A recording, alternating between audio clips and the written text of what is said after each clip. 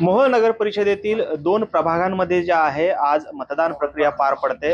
आपण आता आहोत प्रभाग क्रमांक 3 या मतदान केंद्रावरती आणि आपण पाहतोय खरं तर थंडीचे दिवस असल्यामुळे कडाक्याची थंडी पडली असल्यामुळे मतदार जे आहेत ते मोठ्या प्रमाणात अद्यापही बाहेर पडलेले पाहायला मिळत नाहीत। अतिशय तुरळक मतदार जे आहेत ते मतदान केंद्रावरती आलेले आपल्याला पाहायला मिळतात। आपण पाहतोय खरं तर या ठिकाणी 2 मतदान केंद्र जे आहेत ते या ठिकाणी आहेत आणि या दोन्ही मतदान केंद्रावर अतिशय तुरळक गर्दी जी आहे ती आपल्याला पाहायला मिळते। आपण पाहतोय आज सकाळी 7:30 वाजल्यापासून मतदान प्रक्रिया जी आहे ती सुरू झालेली पाहायला मिळते।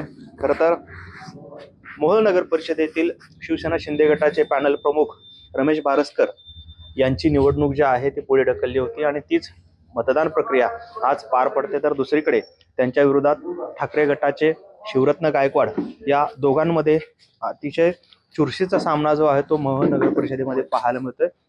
त्या खरं तर दोन्ही बाजूला शिवसेना शिंदे गट असेल किंवा शिवसेना ठाकरे गट असेल या दोघांमध्ये अतिशय चुरशीची लढत जी आहे ती या ठिकाणी पार पडते आणि त्यासाठीच आज मतदान प्रक्रिया पार पडते। खरं तर प्रभाग क्रमांक 3 आणि प्रभाग क्रमांक 5 या 2 प्रभागामध्ये ही मतदान प्रक्रिया जी आहे ती पार पडते।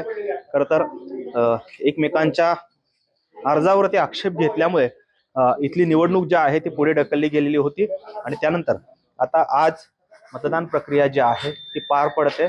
नक्की मतदार कोणाच्या बाजूने कौल देतात हे पाहणं देखील आता महत्त्वाचं ठरणार आहे। कॅमेरामन विनोद नाबादकर सह सागर सुरवसे, TV9 मराठी, मोहोळ, सोलापूर।